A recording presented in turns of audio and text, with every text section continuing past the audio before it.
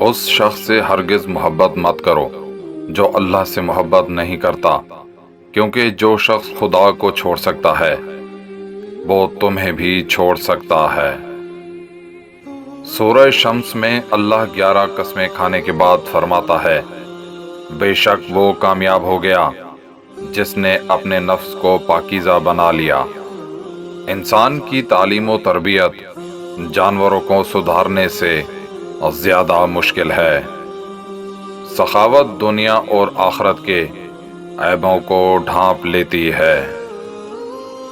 اپنے اوپر سب سے زیادہ ظلم کرنے والا وہ شخص ہے جو ایسے شخص کی عزت کرے جو اس کی عزت نہ کرتا ہو، ایسے شخص سے دوستی کرے تو اسے نفع نہ پہنچا سکتا ہو، ایسے شخص کی تعریف کرے جو اسے نہ پہچانتا ہو۔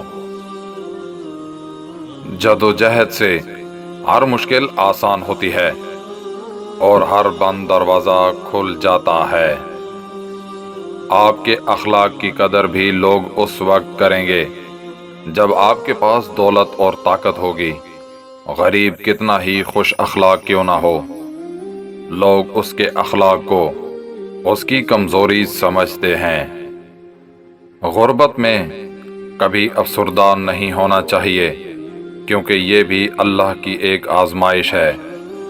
3 عمل ایسے ہیں جو انسان روزانہ کرے تو اس کا رزق بہت زیادہ بڑھ جاتا ہے: تہجد کی نماز پڑھنا، کثرت سے صدقہ کرنا، کثرت سے اللہ کا ذکر اور استغفار کرنا۔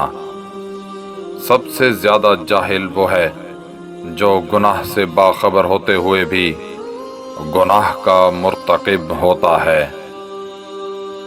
جب کام زیادہ ہو تو سب سے پہلے اس کام کو ہاتھ میں لو جو سب سے زیادہ اہم ہو۔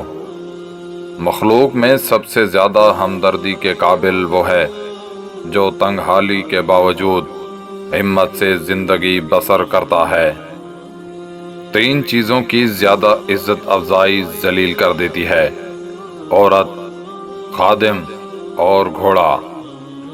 ایمان 3 چیزوں سے مکمل ہوتا ہے: بھلے کام کرنا اور ان کا حکم دینا، برے کاموں سے پرہیز کرنا اور دوسروں کو ان سے باز رکھنے کی کوشش کرنا، حدود الہی کی نگہداشت کرنا۔